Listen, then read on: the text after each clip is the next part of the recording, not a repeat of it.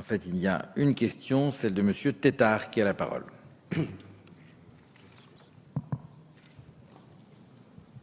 Monsieur le Président, Madame la Ministre, Monsieur le Ministre, le budget que vous nous avez présenté, Madame la Ministre, est pour moi une triple déception et traduit en fait un triple renoncement qui peut mettre en doute la fiabilité des engagements de notre pays en faveur du développement. Comme cela a déjà été dit, pour la 4e année consécutive, le budget APD baisse avec cette année une réduction de 80 millions d'euros. 80 millions, c'est une économie dérisoire au regard du budget de l'État. Il y avait, je pense, bien d'autres économies à faire par ailleurs dans la confection du budget 2015. C'est le premier renoncement.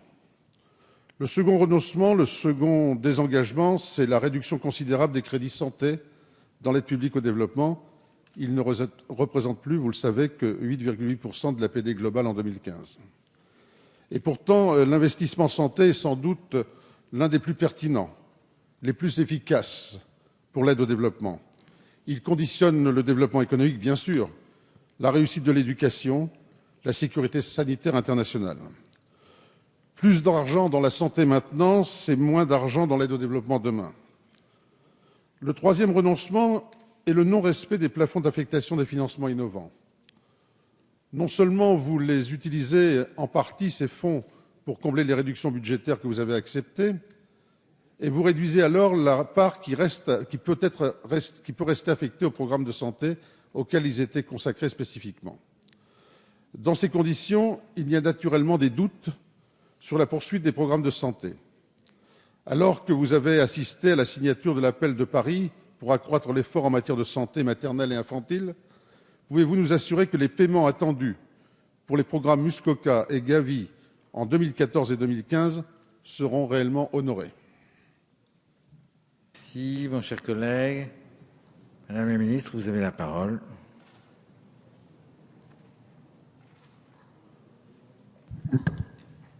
Monsieur le député, je l'ai déjà dit, effectivement, la baisse, elle est assumée, elle est de 1,5% grâce, effectivement, à l'ajout des financements innovants sur lesquels nous travaillons aussi à nouveau avec le don par SMS sur lequel nous travaillons, mais également la loterie solidaire. Je l'ai aussi dit, pas là, mais en audition, que le défi qui était devant nous en matière de développement, de lutte contre la pauvreté, mais aussi de lutte contre le dérèglement climatique, va au-delà de ce que de toute façon pourrait faire l'APD aujourd'hui en France, ou même si on l'a multiplié, y compris par 10, pour répondre aux enjeux qui sont devant nous. Et on voit bien dans le débat des ODD, des objectifs de développement durable, qu'il va falloir voir autrement le développement demain, ou la solidarité et le développement en faveur des pays les plus vulnérables notamment. Joël Giraud l'a dit tout à l'heure, c'est une autre vision du développement que nous devons avoir. C'est sur ce quoi je travaille aujourd'hui.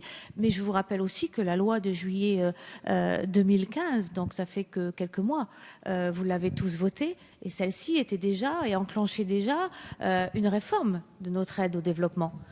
C'est cette loi aujourd'hui qui est en application et c'est cette loi qui nous fait aujourd'hui avoir des choix spécifiques géographiques, d'avoir choisi 16 pays prioritaires et de nous concentrer sur cet effort, nous concentrer aussi sur l'Afrique subsaharienne.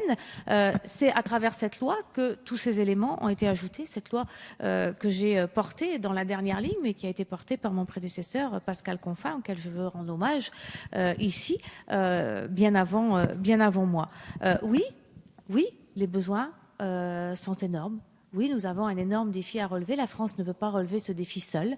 La France travaille aussi au niveau européen, travaille aussi au niveau international pour faire que dans l'année 2015, à l'occasion des débats sur les ODD, des choix qui seront faits, mais aussi à l'occasion de l'organisation de la COP 21 à Paris, on fasse des choix ambitieux en matière de développement, en matière également de lutte contre le réchauffement climatique. Voilà ce que je voulais vous dire, monsieur le député, même si c'est peut-être pas à la hauteur de ce que vous attendiez. Puis vous dire aussi, pour finir, qu'on n'a pas sacrifié la santé. C'est ce que je vous ai dit tout à l'heure, notamment sur le Fonds mondial, où l'annonce du président de la République est suivie des faits et où nous poursuivons notre soutien de 300 millions d'euros par année sur Muskoka comme sur Gavi. Il y aura des baisses et on les assume également.